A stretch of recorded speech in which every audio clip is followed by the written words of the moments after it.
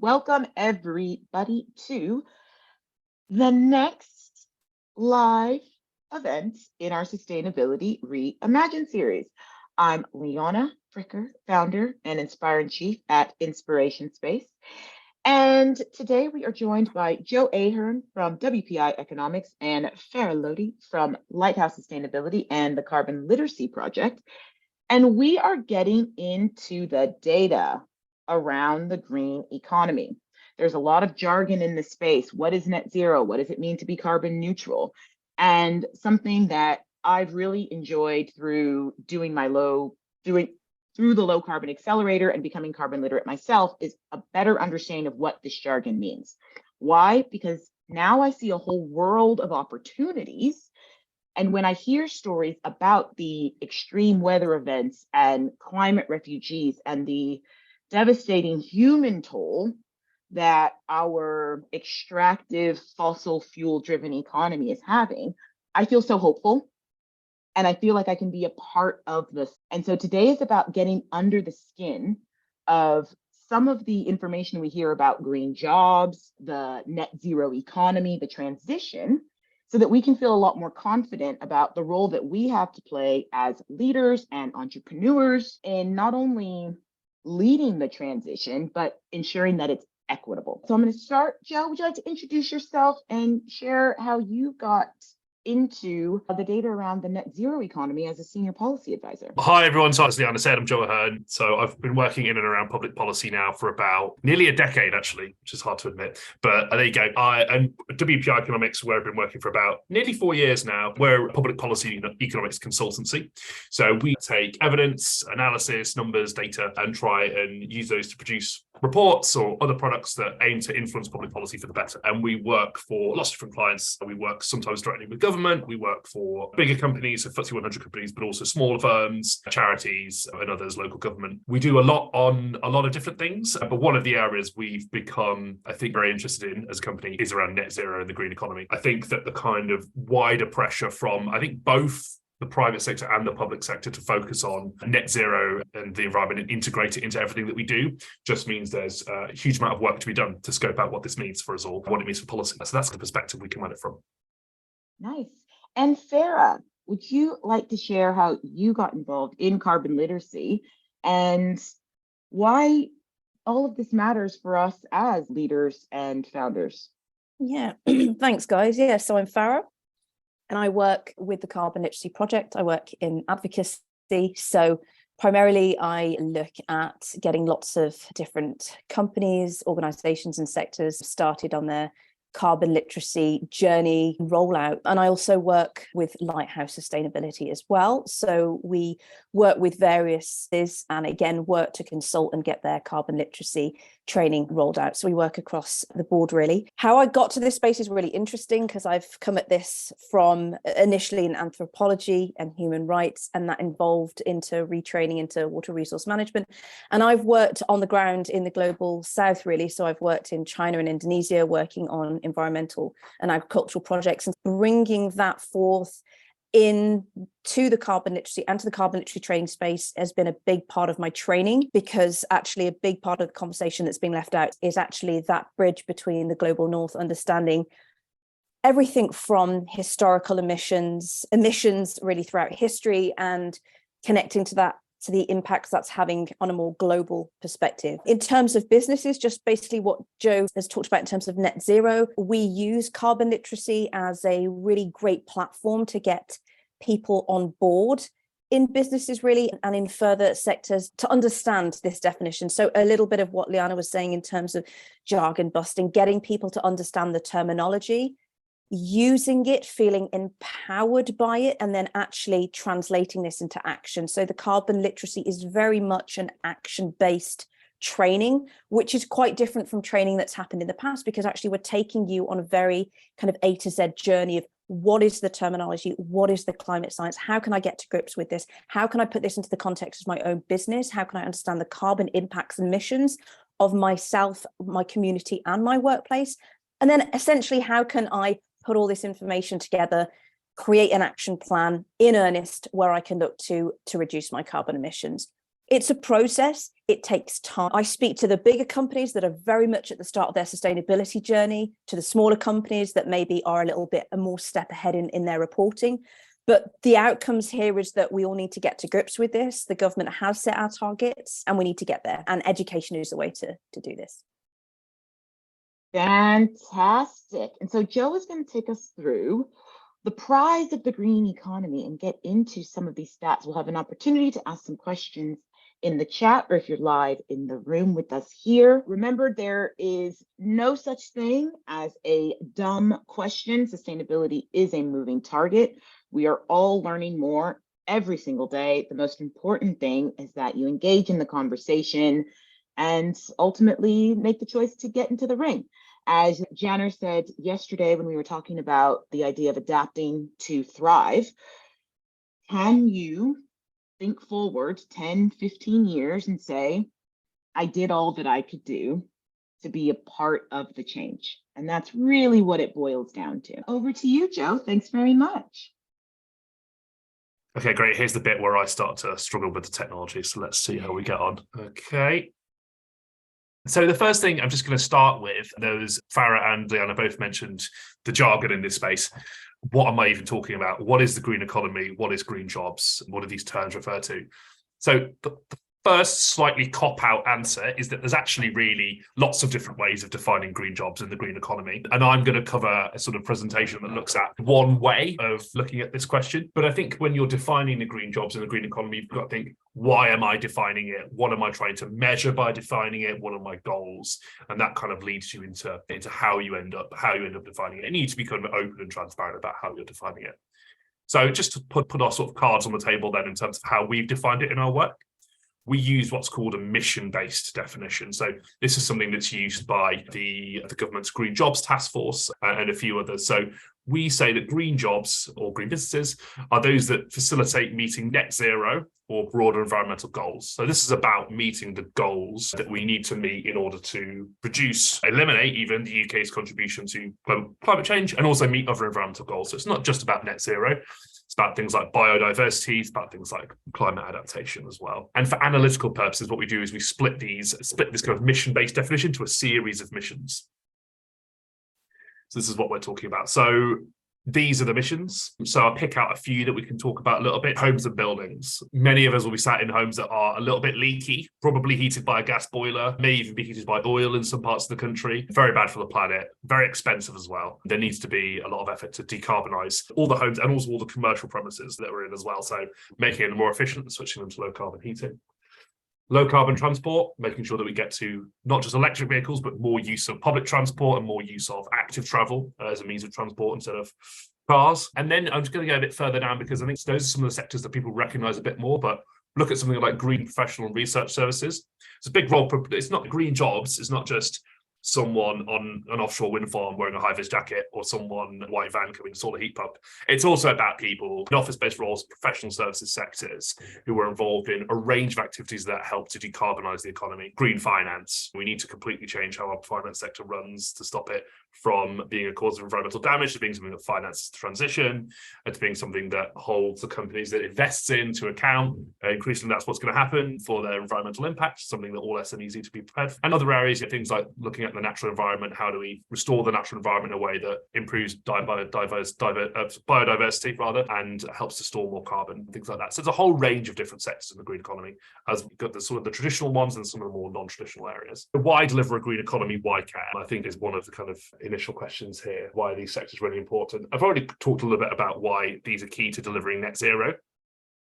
So there's a big role for all these policy areas and sectors in terms of actually getting to those goals and reducing our emissions. But also, there's a lot of research out there that suggests that if we move to a green economy and we have green jobs, that those will be higher skilled, better paid jobs. And there's an opportunity for the UK, actually, if you look at things like carbon capture and storage, which there was talked about a lot of the budget yesterday, and lots of other sectors as well, that we can build a kind of competitive advantage in this country and build competitive industries here that can support higher paid, higher skilled jobs for people. So there's an economic opportunity as well as a kind of moral imperative around that. The other thing as well to say is that there's a lot of what's called co-benefits to getting to net zero. We're obviously facing a massive squeeze on energy prices from gas prices going through the roof. If we were entirely reliant on a kind of domestic supply of renewable energy, that wouldn't really be a thing. We'd be more secure in our energy, we'd have lower bills. Same if we had more efficient homes. Electric vehicles as well, over the long term, will be much cheaper than running petrol and diesel cars. They break a lot less, there's far less maintenance costs. They're just generally cheaper to run, better for air quality as well, the air we breathe. So there's all sorts of co-benefits attached to getting to net zero, as well as just getting those net zero goals delivered. On the right is a report we did for a group called Bankers for Net Zero, it represents all the different banks, which looks at all the different kind of benefits you could get from getting our building stock decarbonised. Why we should care about a green economy. And one of the ways that we talk about a green economy is we talk about it as being spatial. So I guess, which is a kind of slightly jargony way of saying how the green economy looks depends where you are in the country. If you're in central London, which I'll talk about in a minute, then, you know, you have big challenges around air quality. You have big challenges around massive commercial buildings that produce a lot of energy that need decarbonising. But you have opportunities around things like green finance and building a green finance sector and making London that kind of world-leading green finance sector people talk about a lot. That's very different to if you're in the northeast of England. You've got industrial clusters where you need to decarbonise them, but you also need to, there's opportunities there around transitioning sectors into greener industrial sectors, having the opportunity of a massive offshore wind industry and carbon capture and storage and things like that, and hydrogen. So it really differs. And that's why in our work, a lot of what we do is we help different parts of the country understand what does the green economy look like in my area? What are the opportunities? What are the challenges? How do I respond to that? But on the right is an onion, which looks at the kind of things that local authorities can do to impact climate change, impact emissions rather in their area. It's just, there's the things that local authorities have direct control of. So their buildings, operations, travel. And then you move further out in the onion. And also it's not just about what they can directly do, but how can they engage with people? How can they have partnerships? The kind of strategic role. How do they have subtle impact and how places look and feel that can help us deliver our broader goals? And that's a lot of the people we work with are local authorities or combined authorities or other kinds of regional government. So what is the information that people, I think, essentially need to understand a lot of this in their area? So we link it to three things. One is around green jobs. What are the green jobs in my area? How do these link through to skills provision? So how do the types of green jobs and green occupations that I have in my area link through to what further education and apprenticeships and higher education are putting out in my area? Which are the green businesses to support them in learning actually what are the specializations really in our area and how can we support that through policy? And looking at other labour market impacts as well. I'll talk a little bit more about this. I'm going to go into a bit of a case study. So it's not just looking at just the green jobs and just the green businesses. There's a lot of other ways that the transition to net zero will have an impact on our economy that we need to be prepared for. So we try and help people answer all of those questions. So I'm going to talk through a little bit of a case study. So this is a piece of work we did a while ago in central London for a group called Central London Forward, which is a sub-regional partnership that represents all the boroughs in central London.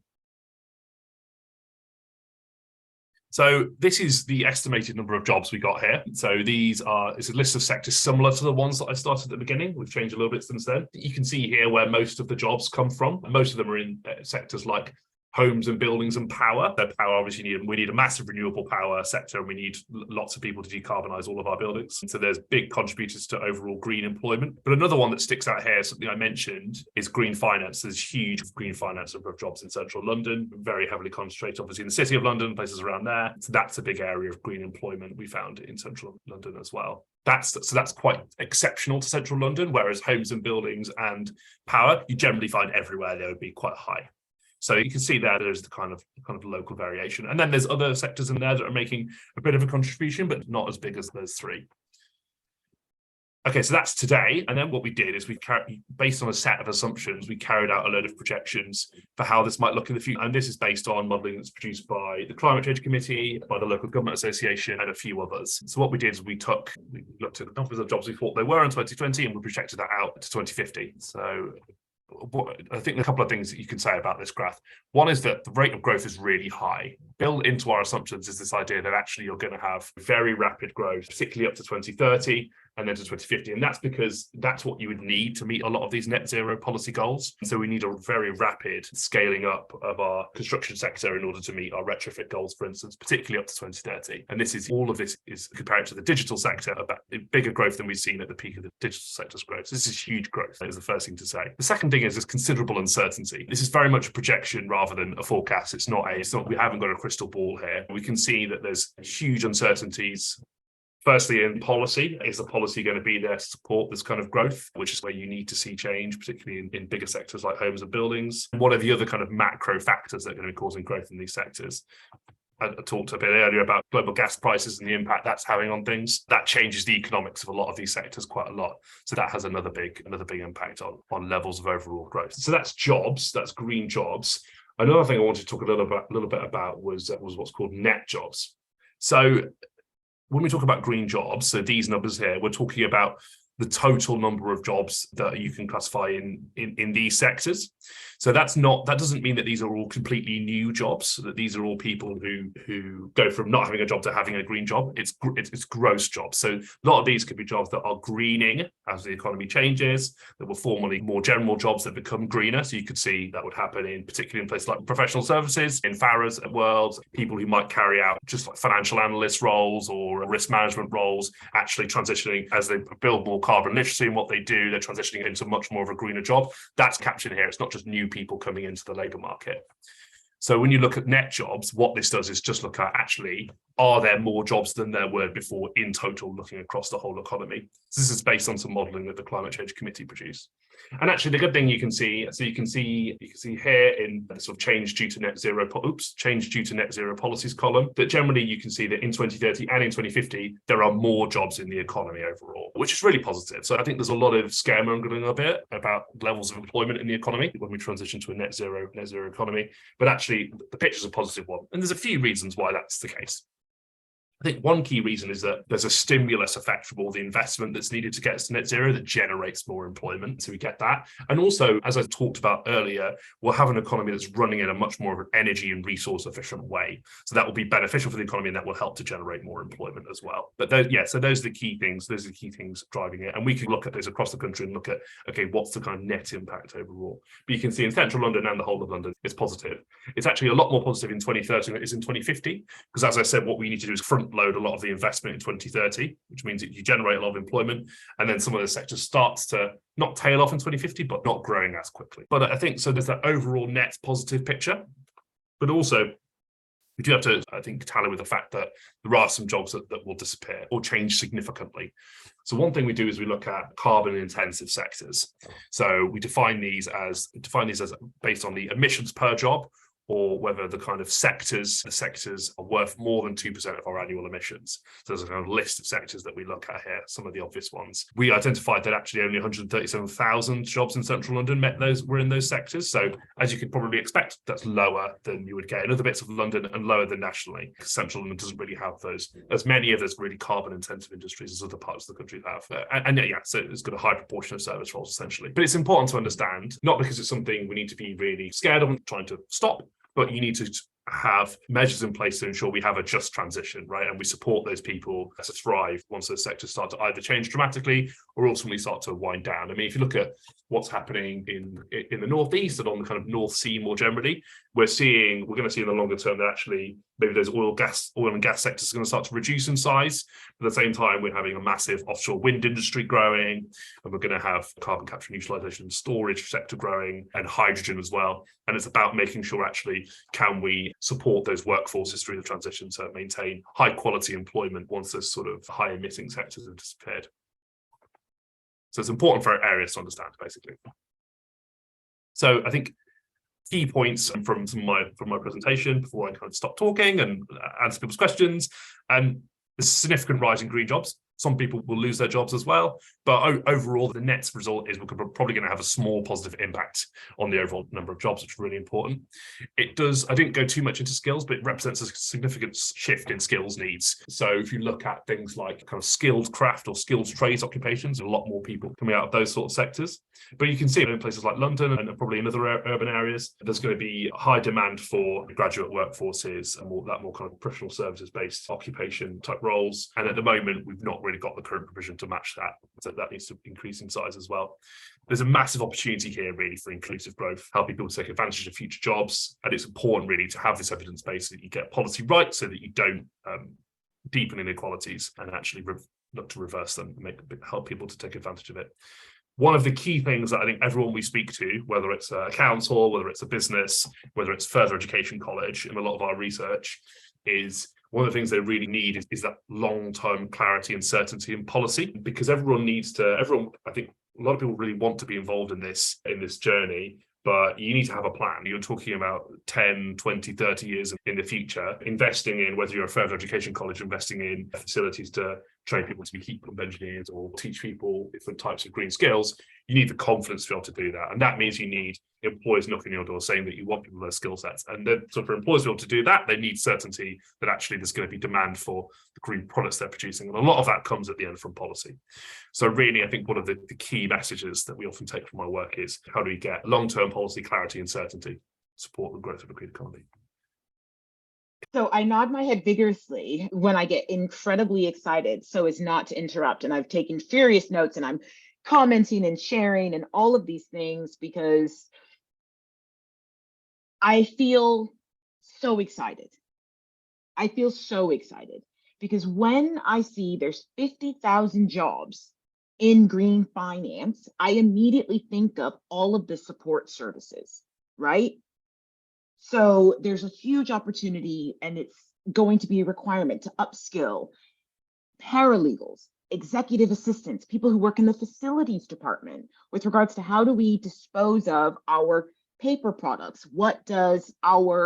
How do we make our ink cartridges more circular? How do we work with HP and our print? It means that in a way, offices and companies can't be siloed because you need everyone around the table. Procurement needs to speak to facilities to get an understanding of, well, what would be the challenge of adopting a circular model? What just isn't possible logistically, right? And so then that actually creates even more opportunities and jobs that we're not even seeing. When you think about the advertising and the creative industries, there's a huge role to play in that transition, both from educating clients and training people to use more low carbon methods to creating effectively propaganda to bring people along the journey with us. And then when you think about schools, this is something that I've taken a real deep dive into because I didn't appreciate how large the chasm is from where we are now and where we actually need to be, not just in policy, but in education and educating the educators. And only 1 in 3 people aged between 15 to 30 feel competent in the skills that they believe are required to tackle climate change. And young women are feeling even less competent than that. And yet there's a majority want to do these jobs. And there's also aren't confident in that. So if you think about teachers and consultants, that's a whole new revenue stream, new opportunities in educating the educators, making the content fun, all of these things that people can be doing. And Sam is saying, I don't think most people realize yet how widespread the positive impact of the green economy will be. Exactly, right? And when you look at it from a regional perspective, when we think about some of these challenges that we're trying to solve with funding like Leveling Up and UK SPF, this is a way of delivering value for the taxpayer to say, actually, in this region, we need a whole lot of people who are trained up in boiler retrofit because that's the need here. So let's make sure that our colleges are providing the right amount of places. And in this area, it looks like we need to do something more around food services and food waste because that's the need in this area. So how do we work with culinary schools and this and that? It means that we can be so targeted because, Joe, to your point, a green economy is a more efficient economy. By design, there's less waste. Yeah, absolutely. They're absolutely right. And I think a lot of the we speak to certain areas and they're all really keen. And I think a lot of this requires collaboration because I think you need collaboration between businesses, between local authorities, skills providers and others. But I think having a kind of common understanding of what the specializations they need to be working towards are, what the skills gaps are, where do they need to be, where are they all collectively going, and kind of having that common framework is something that needs to come from a really informed evidence base.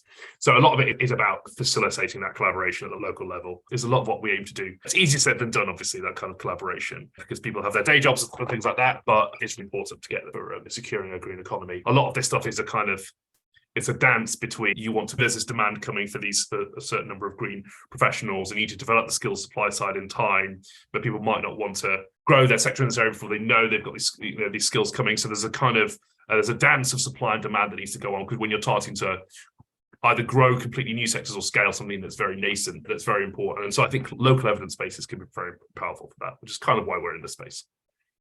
Yes. And Farah, I want to invite you to share the role that carbon literacy has to play in this, because I bang on about it all the time. Sometimes I feel like I'm Martin Luther. I'm like, we need to stop delivering math in Latin. Yeah, this is so interesting because so good, such good. I really loved your presentation, Joe, because I am all about thinking that, just as you said, policy is key. Policy is what sets the scene. It gets us all on the sort of same even keel, and then from there we springboard how we're going to collaborate, action, etc., etc.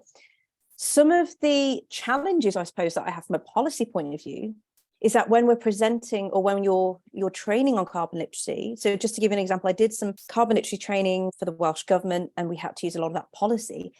Sometimes I find, and maybe Joe can advise here, so slightly divergent from your question, but bringing in that policy to the training, sometimes I feel people just go, oh, I don't know if this makes sense. I don't really know what this is, but it's so important. So I suppose the question for you is, how do you keep people switched on with such an important part of the data? And that's essentially what allows people to understand that the transition needs to be made.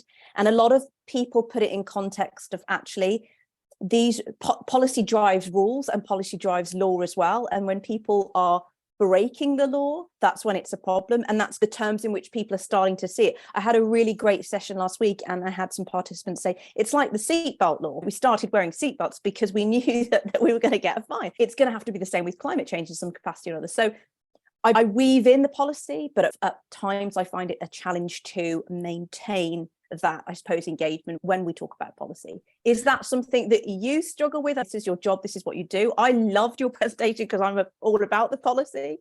But yeah, I suppose that's just a quick question to Joe, and I'll talk a little bit more about how that works for carbon literacy as well. Yeah, absolutely. I think it is a struggle, because the problem is, and I imagine this is probably the case in your role, it may not be, it'd be interested in your thoughts, is one of the issues is that policy is chopping and changing all the time, and trying to maintain, particularly when you're trying to deal with businesses, getting someone who's from a small business who may not have their own finance department, but may not have their own HR department, to, I think, understand the framework and the kind of support services that are around them to be able to get to grips with a lot of this stuff, trying to not just get their awareness around some of these things, but really build their understanding of this takes so much time, and it takes consistent messaging over time.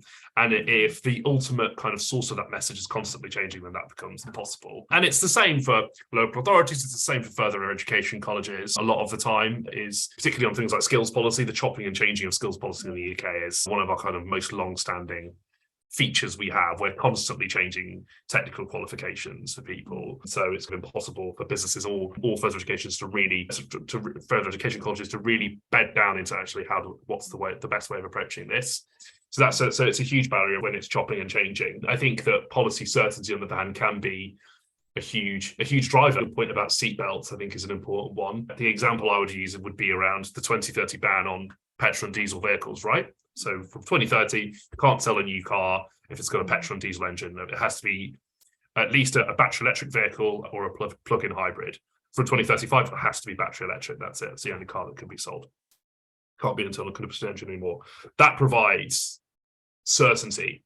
So it means that if you're a car manufacturer, when it gets that year, there's no point developing the side of your business that is about producing petrol and diesel cars. You should be putting all of your R&D spending, all of your skills development, all your apprenticeship money into developing electric vehicles, because that's going to be, and then you get all the different car manufacturers competing on their electric vehicle proposition. So you now have mass market EVs, you have EVs for people who are at the kind of upper end of the income scale, and now we're actually seeing the average price of EVs is forecasted, I think, this year to go below parity with that of a petrol and diesel vehicle. And that's because you've had the certainty for businesses and others to invest in getting the cost of all of that down. And you can see the numbers are pretty clear. You can see there's a rising proportion of all the vehicles sold for electric vehicles. And we've still got a way to go to get on track to hit that 2035 target.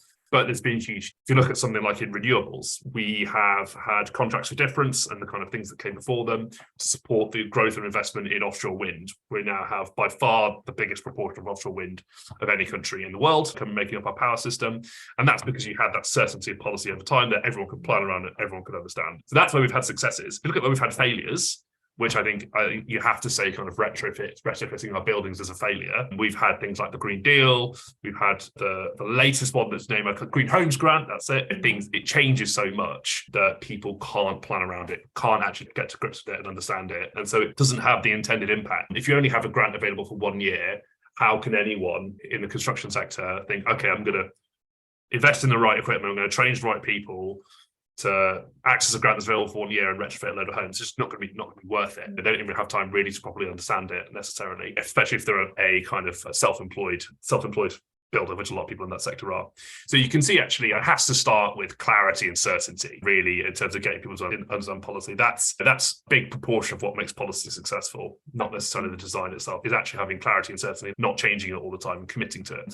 So I think to answer your question, yeah, policy is a huge challenge, but getting it right can be really transformational. Yeah. And I think that's where carbon literacy actually plays a huge role, because depending on how you are tailoring or creating your course for a certain client or for a certain audience, actually the policy piece is the constant messaging. And actually we're talking about policy that we can and I have created on a national scale. So looking at what that looks like, not just perhaps for England and how that looks for Wales, have got quite a comprehensive policy plan that's a great visual for people to see. And of course, their Future for Generations Act that was there and very much embedded into the Constitution.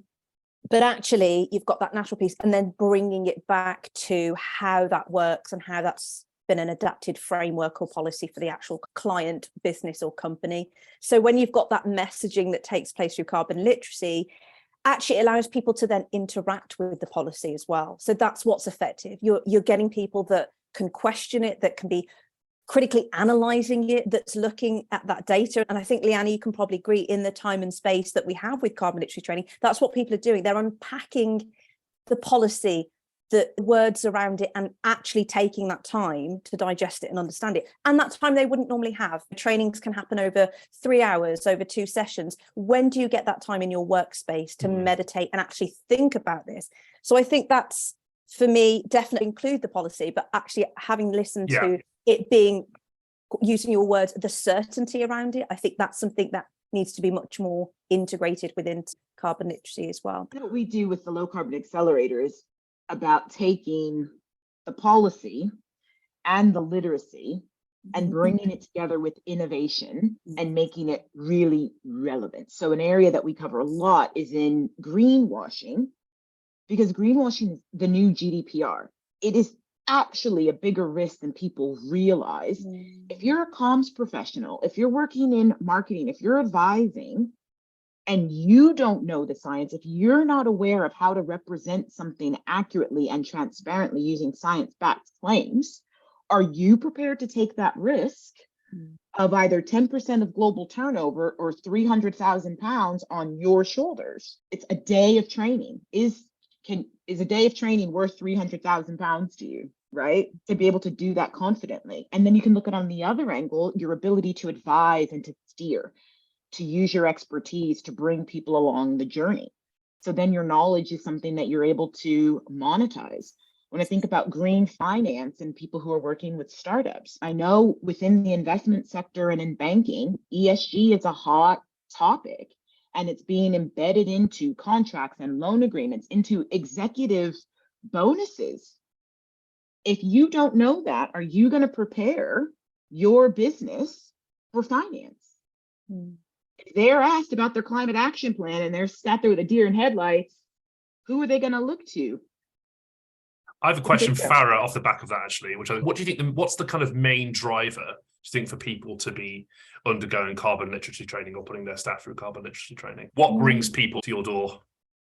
I think it's a number of reasons. Yeah. So perhaps from a company's point of view, they realize that they've got policy. So actually policy is trying to be following, as Leanna they need to said. be following. They Yeah. need to be following. They need to reporting back to the government, because all these government meetings are now, where are your climate plans and how are you meeting net zero? So actually now we've got a lot of companies that are scrambling. And as Leanna says, deer in headlights to go, we don't know the basics. So that's one side of it. So the kind of government level and policy and driving that, but also just for their CEO leadership, for their own team to go, actually, it's not just for the sustainability teams anymore. This has to be for everyone, because we now know that everyone can play a part. And just very relevant to your presentation about upskilling, green jobs, the data about the next generation, Gen Z, that are going to be like, actually, the data tells us they're not going to want to work for an employee that doesn't care about these issues. So it's a number of things.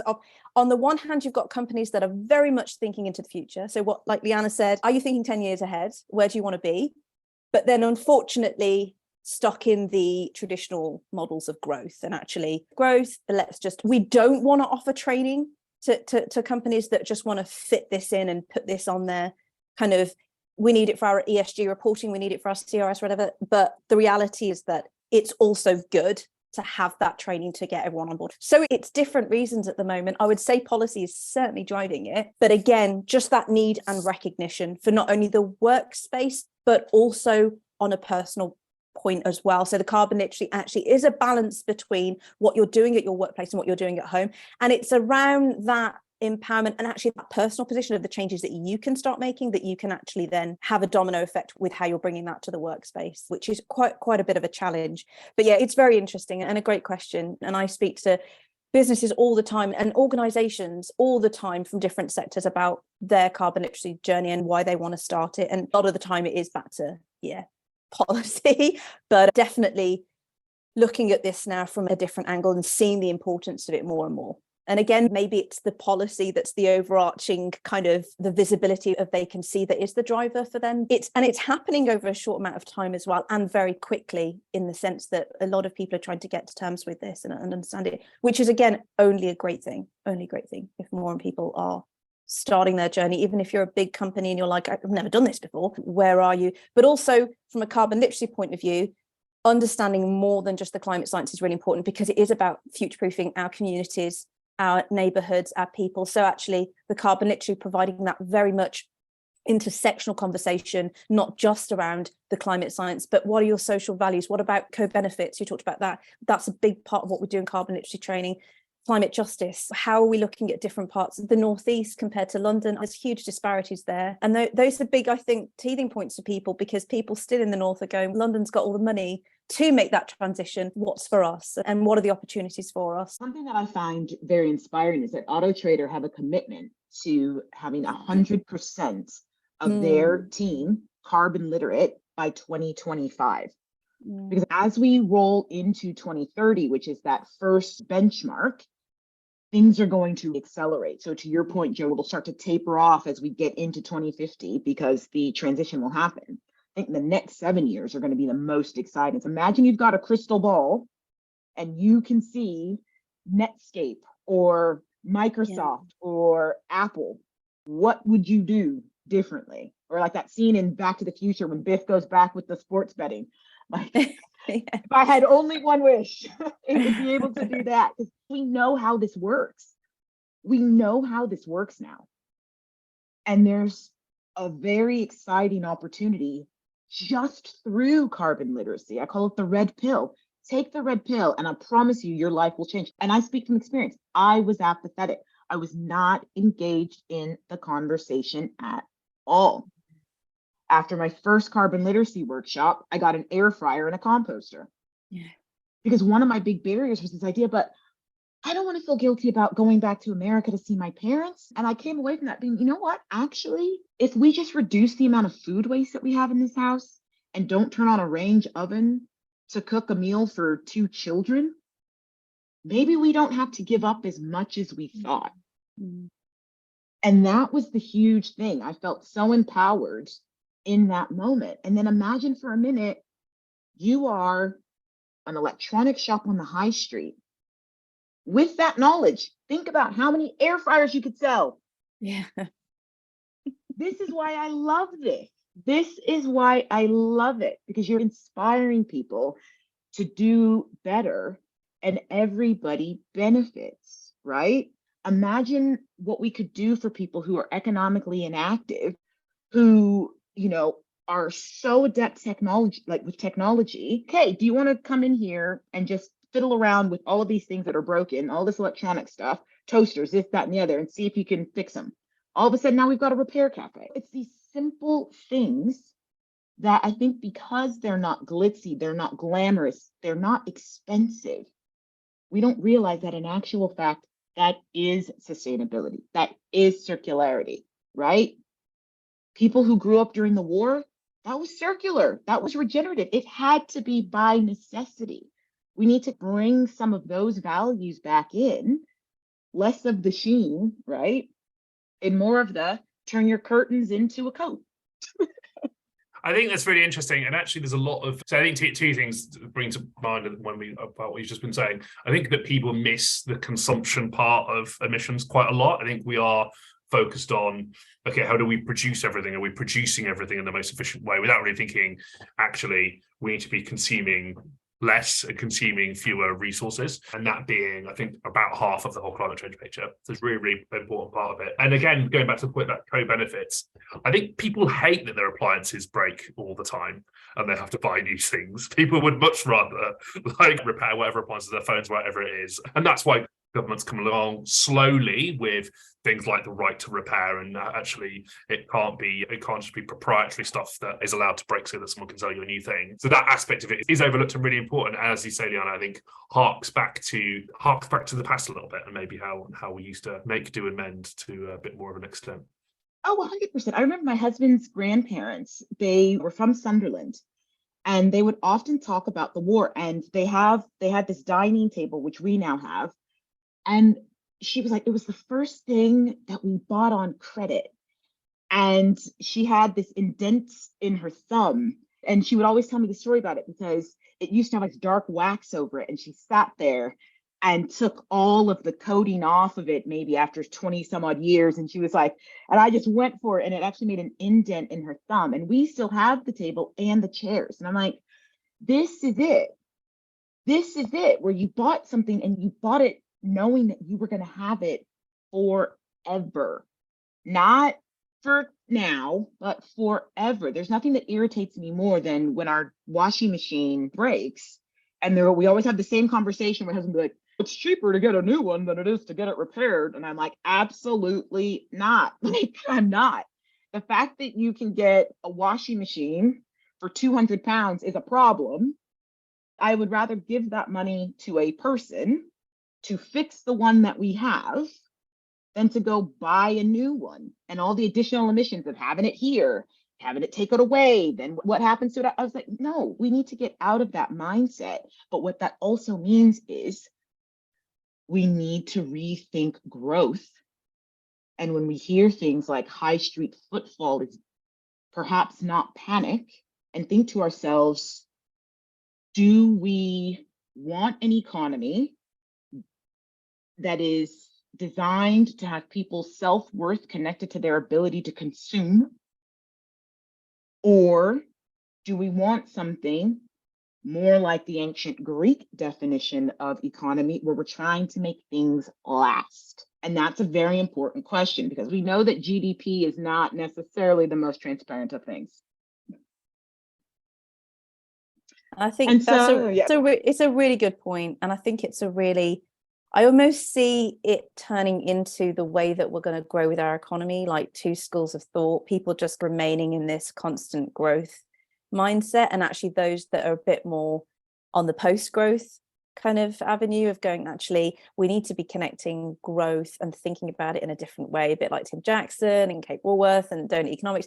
I think we're just still a long way there yet, because in actual practicality terms, I'm being realistic, but stubbornly optimistic as well. We can get there, and we will get there. And again, it is about the education and the training, but just changing that mindset of growth doesn't have to be an upward, because it can't, because that's not sustainable for the planet anymore.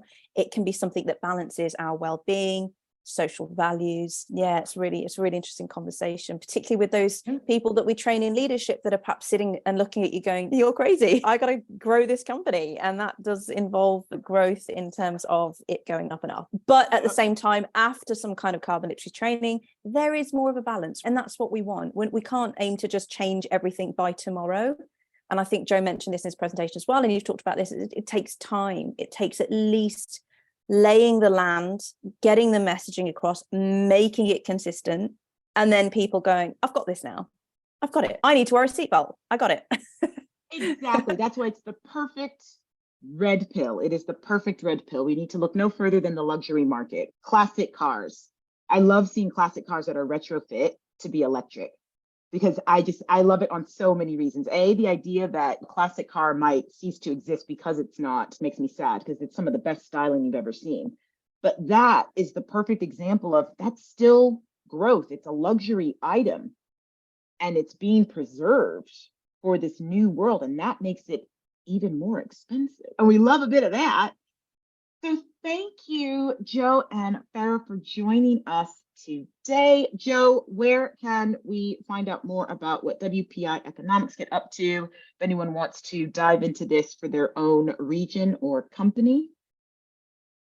So we have a Green Jobs page. We can find about what we offer. I'll post it in the chat. Yeah, that tells us what we're offering, and there's details on there if you want to get in touch to find out more about what we're doing in that space, or indeed come talk to us about anything. We're keen to talk with anyone interested in a net zero or green economy. So please get in touch. Fantastic. And Farah, other than the Low Carbon Accelerator with Inspiration Space, where else can folks find Lighthouse Sustainability and also Carbon Literacy Project on the website? Look out for us and see what kind of trainings we have. It's everywhere at the moment with good reason. Yeah, thanks again for this time and space, Leanna. It's been absolutely amazing. It's been great meeting others. Love these conversations. Exactly that. And the Low Carbon Accelerator starts next week. There's still time to join us. Do check the LinkedIn page for rehashes of the conversations that we've had. And on the 29th, we've got Dr. Karen Cripps from Oxford Brookes University coming in. And we are going to be talking about a sustainability mindset and what that means for your recruitment practices and bringing on new team members. So it was something that we touched on today with regards to people looking for more purposeful work. And there's actually a framework that you can use in your job ads, and we're going to dive into that. So thank you very much, Joe and Farah, and to Sam and Faith for joining us in the Zoom, and for everyone who's dialed in via LinkedIn Live. We do appreciate you. We will see you again soon.